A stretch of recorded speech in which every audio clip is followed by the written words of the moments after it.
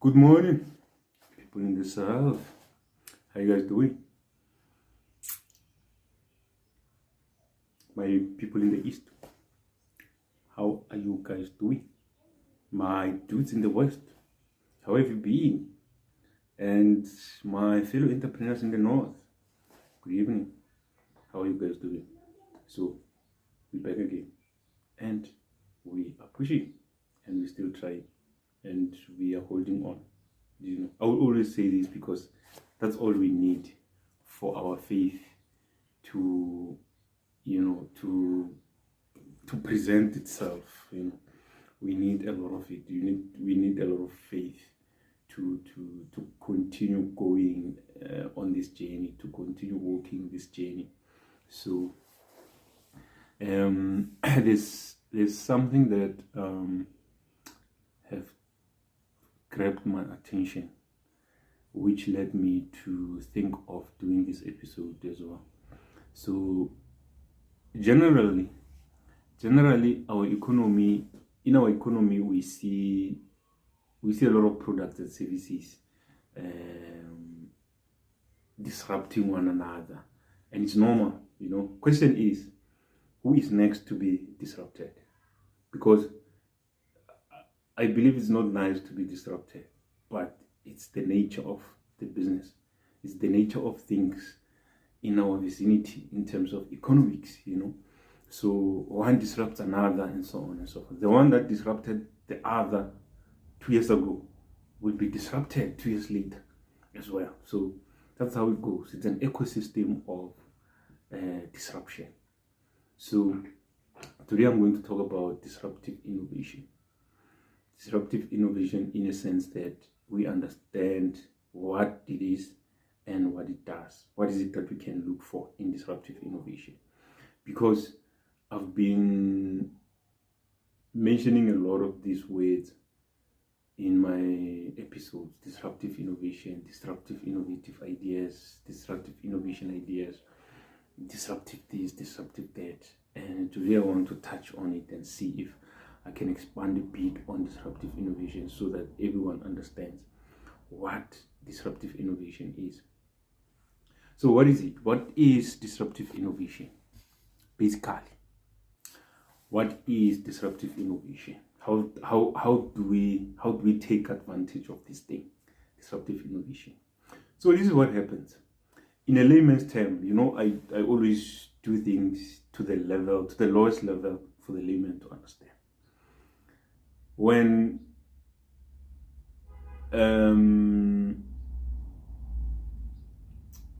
olden people were using carts which were pulled by horses and donkeys, which required only 2 wheels to be mobile, and maybe 1 or 2 or more than 1 donkey or horse, depending on the size of the cart and the load that you preferring to load or to transport on your cart, were disrupted by vehicles, were disrupted by automobile industry, where the first vehicles were introduced, which were self-propelled.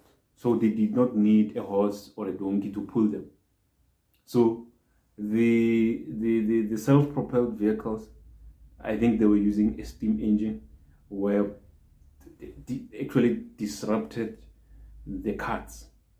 So whoever was manufacturing carts and stuff like that, the accessories that comes with carts, maybe wheels and things that they put on the horse and stuff for the horse to be comfortable as it pulls, those were accessories which were manufactured by the same companies, were disrupted. Their business was highly disrupted by steam engines, which came along with self-propelled vehicles.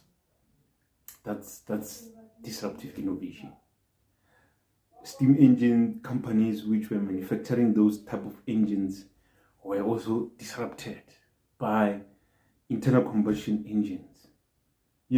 So it goes on and on and on and on. I believe steam engines were using coal at some point. So you would put some coal in some kind of a barrel, burn the coal, and then the coal will boil some steam and the engine will start moving, and then you just have to control the vehicle. And in terms of the speed, they were not high-speed vehicles, but they were moving, and something was built from that. So those engines were disrupted by internal combustion engines. This is when fossil fuel was introduced into the space, into the sector, where they realized, or they cracked an idea of replacing the coal, which was burning or boiling the steam, by burning fuel, which is basically going to push the pistons up and down. And as the fuel burns and pushes the piston up and down, this movement that is being created and the vehicle moves. That disrupted the steam engines. Now there is, I think the internal combustion engines overstayed their welcome, because we were born and found internal combustion engines instead of steam engines. I don't know steam engine, and I've never seen anyone who knows or who has lived in an era of steam engines. Not even my grandfather, who I had a privilege to spend time with. So the internal combustion engines overstayed their welcome, because they are still running even today. From when they were invented until today, they are still running the show. But electric vehicles are coming in, slowly disrupting the internal combustion vehicles. I think at some point in 2040, 2050, you will struggle to find an internal combustion vehicle on the road. It will be mostly electric vehicles. Even the electric vehicles are going to be disrupted by something else. What if they will overstay their welcome as well, like the internal combustion vehicles? Maybe they will overstay for more than 10 decades or 100 decades, I don't know. For dynasties, maybe, I don't know. But something is going to come and disrupt the electric vehicles as well. That is disruptive innovation. So how do we take advantage of this disruptive innovation as innovators? So we simply look into, like I've given an example of electric vehicles disrupting internal combustion engines. Somebody saw an opportunity to disrupt, and they took advantage of it. That's how we take advantage of disruptive innovation if there's a gap. So we look at what exists and how long has it been in existence, and we look at what people need at this era. In this era, we are paying hefty amounts of money just for us to run our internal combustion engines due to fuel. 1 liter of fuel now costs more than 30 rands in average in the country, in South Africa. So there's going to be a pain. Actually, there is a pain already. People who are using internal combustion engines, there is a pain that they're enduring, and that pain, it's the pain of paying for fuel for you to move from one point to another. And someone has already come up with a solution to solve that particular pain, by introducing electric vehicles. That's how you take advantage of disruptive innovation. So you look at the current era. What is it that is painful to the users? What is that is painful to the citizens of the specific area or village or country or whatever? Global citizens, sometimes we go through the same thing a lot, So like recently we went through COVID as a global citizen. Like everyone was going through the same pain with this particular thing. So normally there would be gaps that are open for the entire globe to take advantage of your new innovation. So someone is going to see a pain when the electric vehicles have overstayed their welcome. Maybe people are going to start paying hefty amounts of electricity to charge those vehicles, and someone's going to solve that pain by disrupting that innovation, which is electric vehicles. So you look at the gap, you look at the era, you look at what pain people are going through, and you come in by introducing a new innovation that's going to replace that pain with something better. That's how you take advantage of disruptive innovation. So there's ideas that disrupt one another, as far as I remember, and these ideas, I think more of us who have been here for quite some time will attest to this. This more of those that came from the year 2000. Some of these things they might not be aware of, but most of us who have been here for quite some time have actually been through a lot of innovations which were disrupted. I'm going to give a few examples just to beef up my vehicle example, because I gave an example with a vehicle when I spoke about taking advantage of disruptive innovation. Now I want to bring examples of ideas which were disrupted in real time. So in the olden days, we used to have PM9 and PM10. I think we were calling them that. It's batteries, it's types of batteries.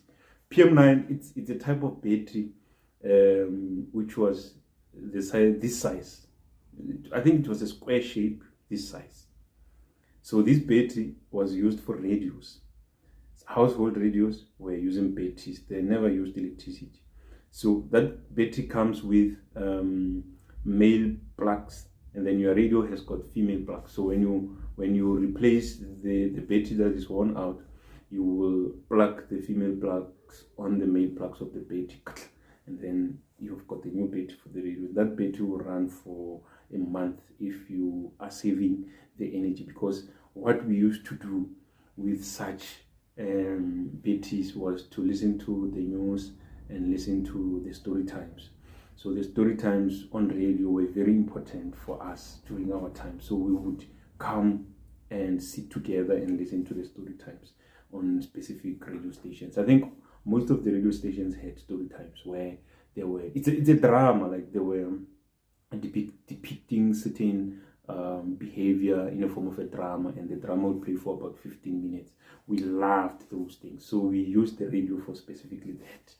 PM9 and PM10. So PM10 was a little bit longer. So PM10s were used for sound systems, which we mostly use to play vinyls. Vinyls are those circular things that you put on the thing that plays the vinyl. Plays this vinyl, and then you put a needle on the vinyl, and then the needle transforms the mechanical shapes into sound, and then you are able to listen to some kind of music through the vinyl. So that's how vinyls were used. So the sound systems which were using vinyls, they could not run on PM9. They were running on PM10, which was a rectangular, long-shaped battery. So they came in different versions. We had the red and the black one. So the black one were apparently lasting longer, and then the red one were it's like if you're a car driver, you know the difference between 95 unleaded and 93 unleaded. So the red ones were 93 unleaded, the black ones were 95 unleaded. So we used a lot of PM9s and PM10s for that reason. So PM9 and PM10 batteries were disrupted by electricity in our household, because at the time we did not have electricity. Though the era was people living in villages, towns, certain areas did not have electricity. Electricity was only in cities, and only specific selected people had electricity, and we only relied on these batteries. Now electricity was rolled out in many villages in South Africa specifically, and the PM9s were disrupted. As such, the battery radios were also disrupted. We started to buy radios that uses electricity to play, and The sound systems as well, we replaced them with sound systems that uses electricity to play. So there was no way that you were going to buy batteries every second week while you have electricity. And electricity was, radio doesn't consume much of electricity. You can play radio 24/7 the whole year with 1 unit on your meter box. It's not going to go anywhere. So we got, the batteries got disrupted by electricity roll out in villages, because most people who consumed those batteries were people in villages and places that did not have electricity. That's ideas which were disrupted by a disruptive innovation. And another example that I can give, which is the last one, you can name a lot by yourself, which is the last example. It's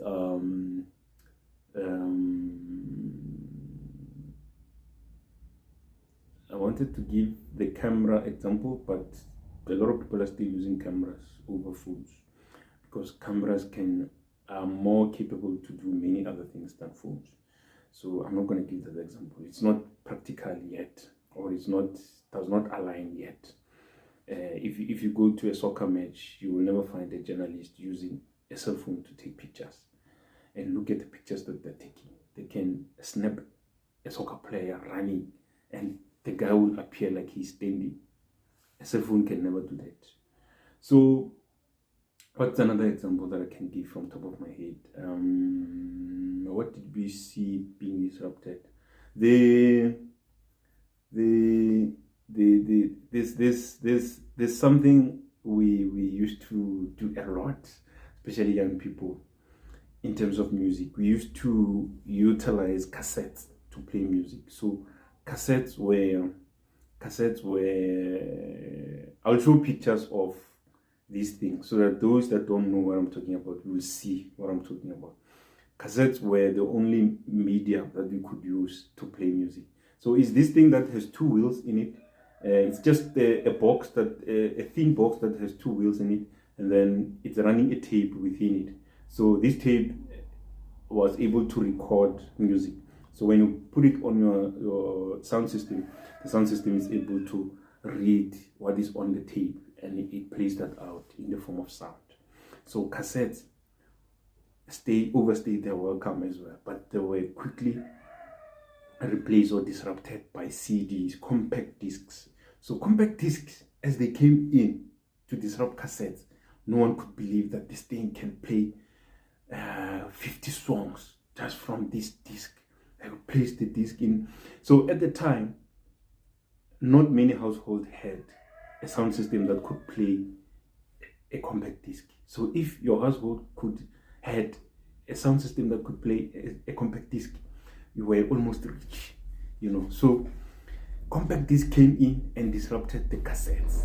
Then the cassettes disappeared. You will never find a cassette today. I don't know what happened to cassette. I don't know where they are. But I still have a few cassettes that I bought from the store. And they're still playing because I still have a sound system that plays cassettes. So I can still play cassettes in my sound system. We also had cassettes for videos. So we had video cassettes. Similar concept, but a little bit bigger than the music cassette. Music cassette was this size. Video cassettes were this size. Similar concept. They also had tools and a tape that runs.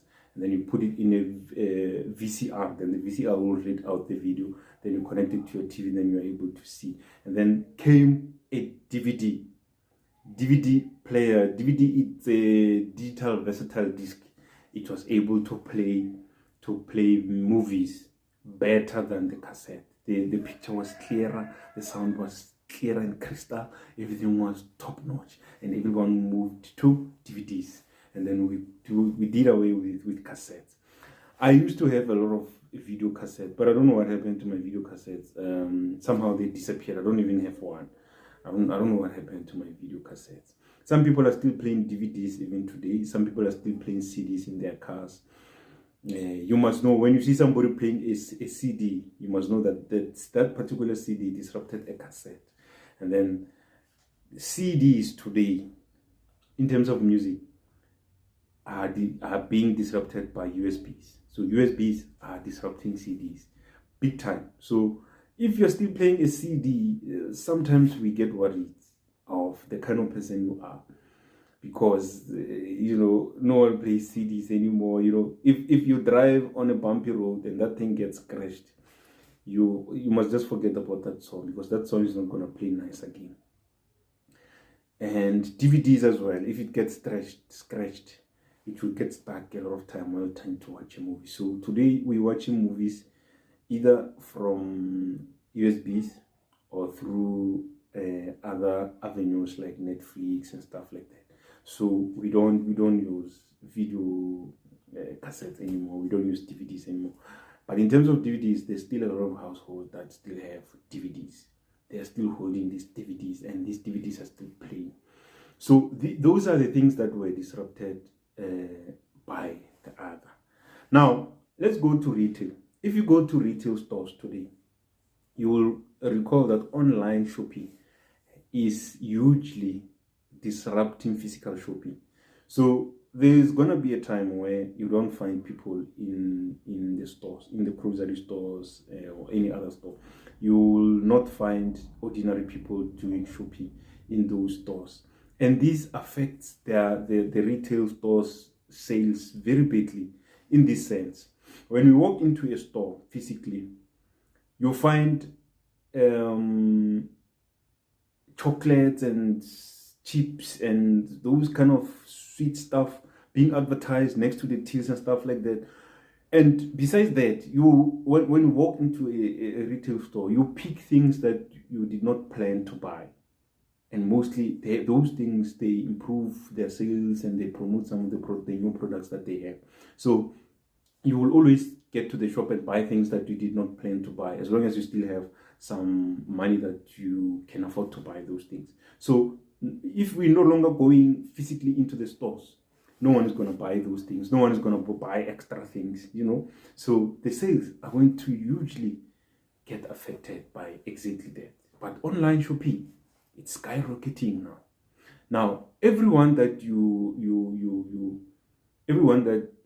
using the online shopping innovation, we know how they deliver. They're using scooters. So there's scooters everywhere in our streets.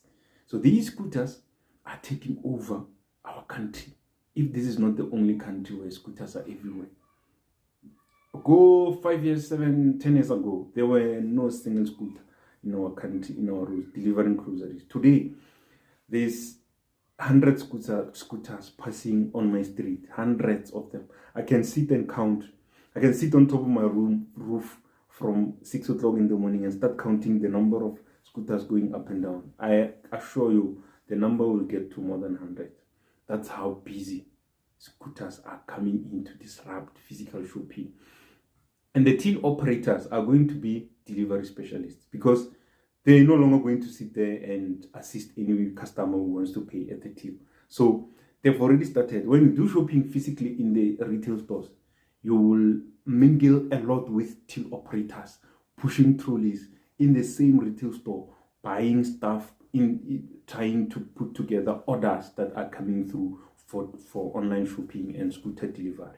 So most of them have left the tills. They just leave 2 people at the tills. The rest, they do online shopping, delivery preparations or order preparations.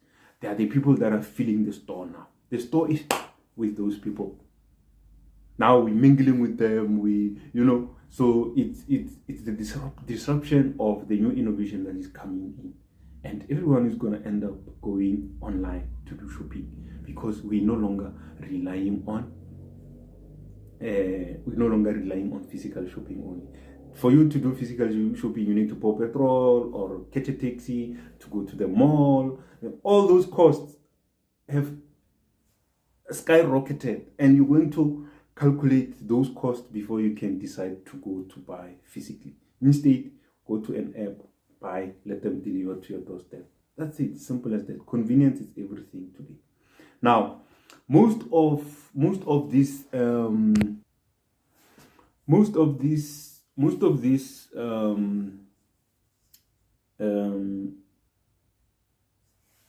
online convenience available online convenience apps are being innovative. They're trying to bring in new things and new stuff. And why I'm saying this, because recently I saw Capitec introducing, they're actually selling cell phones. It's a bank. They're selling cell phones. So Capitec is selling cell phones, ladies and gentlemen. The cell phone comes with, I'm not promoting them, I'm just stating my facts. It comes with data, stuff like that. So if your bank balance in Capitec, it's enough to buy a specific phone. So there's a wide range of cell phones from 1,500 rands to 40,000 rands worth of phones. So there's a phone that costs 40,000 rands. As long as your bank balance can cover that particular phone, just click on the phone, you click buy, and then the phone will be delivered to your doorstep with data. That's it, you're done. You see? So those are the things that are coming in to disrupt the current era. And look at this. The malls are going to start to see a small number of visits, physical visits of customers coming to the mall, because there's no need for me to go to a mall if I can buy anything that I need on the phone, on the app, and have things delivered to my doorstep, you know. So I myself, I think I would invest instead of investing. I know a lot of entrepreneurs are gonna go with the flow, are gonna go with the crowds and invest in buying a scooter because scooters are coming in. A lot of them have already started investing in scooters. I would go a different way. I would go at the toughest way, because buying a scooter is the easiest way. So I'll go the toughest way, establish an agency that is gonna make scooter drivers available. So if you bought scooters and then you go make a deal with a specific retail shop, they will definitely need drivers for, I don't know if scooter is being driven or operated, scooter drivers or scooter operator. They will need operators or drivers. See, now I'm giving you ideas. Open an agency that's gonna train operators or drivers for scooters. Then if any retail shop needs those people, they know where to go, and they'll find those people in compliance, ready and knowing what they're doing, because you have trained them. They've acquired driver's licenses for those scooters. You know, so you're not gonna watch this channel and get nothing in return. This is the things that I'm gonna share with you, ladies and gentlemen. You cannot gatekeep this, because this is happening everywhere. So there's no way that you will gatekeep this thing and say, no, it's going to be only me providing labor for the scooter drivers. No, everyone's gonna you can't provide labor for the entire country. Someone in Venda, far north of the Limpopo province of South Africa, will need scooters in their retail shop. So someone that side is gonna have to do the same thing. You see, so that's how it is. And then you don't need to, like I was saying, you don't need to do obvious things. You know, find the most difficult around the system and build your own little system around that. So my most difficult would be to build an agency that's going to provide scooter drivers for the retail shops. You see, so you're taking advantage of the new system that is coming in to disrupt by building your own little system. Now you're building a network of agencies across the country where retail stores knows where to go and get drivers. You understand what I mean? Yeah. So you take it or you don't. It's up to you. But entrepreneurs will see what I'm saying and they will take it and run with it. You know, yeah. We'll meet there at the retail stores in the boardrooms to present our agencies. You know, so the sector is going to be highly regulated in the next few years. So you need to prepare yourself as well, position yourself, make sure you comply, you highly comply with everything. A lot of scooter drivers are driving those scooters without driver's license but learners. So because you can drive a scooter or a motorbike with a learners, the law allows you to drive with a learners. The law also allows you to buy a scooter with a learners instead of driver's license, so that you can take your own scooter, test for driver's license. Because where the hell are you going to get the scooter to test for driver's license? But now that the scooters everywhere, these rules might change. That's why I'm saying this sector or industry is going to be highly regulated. So there's going to be new law that is coming in to regulate this industry so that everything can be aligned. Mark my words. So if you don't listen to me, I don't know who you're gonna listen to, because this is the only channel that shares the information that we share. There's not any other. Other channels are sharing gossip and stuff like that. We don't share gossip here. We share things that are gonna build the economy, things that are gonna build our young entrepreneurs into future sustainable entrepreneurs that are running sustainable businesses. You know what I mean? Yeah. So a lot of scooters, like I was saying, are riding are riding the scooters with learners licenses. So they're riding the scooters with learners licenses. Not to say they don't comply. No, the law allows them to ride the scooters with learners licenses. And then later, before the learner's license expires, they can go acquire a proper driving license for that scooter. Because acquiring a scooter driver's license is not easy like acquiring the car. I know acquiring a vehicle driver's license, it's not easy as well. But as compared to the scooter, it's quite challenging. When you get tested for a scooter driver's license, the test is quite challenging. Like there's lines which you have to ride within at a specific speed. Not higher, not lower. So you have to be on a specific. If they say 30, you want to ride 30 between those lines, and then they put the speed camera there. So the speed camera should, when you reach a specific point of the long line, you must be driving 30 kilometers per hour. I'm giving an example with 30 kilometers. I don't remember whether it's 30 or 60, because I used to have my own learner's license for scooter until I got into a motorbike accident, and I was like, not anymore. I'm not doing this thing anymore. I almost died, basically. I almost died because I was doing 160 kilometers an hour on a 1600cc motorbike. No, 600cc motorbike. So it's a big bike. It's a super bike, 600cc motorbike. It's a super bike. And I was running from down the street, right here. Running from down the street. I was still young. I think I was 26 around that time. So I was running from down the street. Our streets, it's very long from the corner there down the street. It's very long until you reach the next corner here, because I'm very close to a corner. So it's about 4 kilometers before you reach another curve. So I was running from that curve to this curve. So I did 160 kilometers an hour. It was going to, yeah, my God. The unthinkable happened.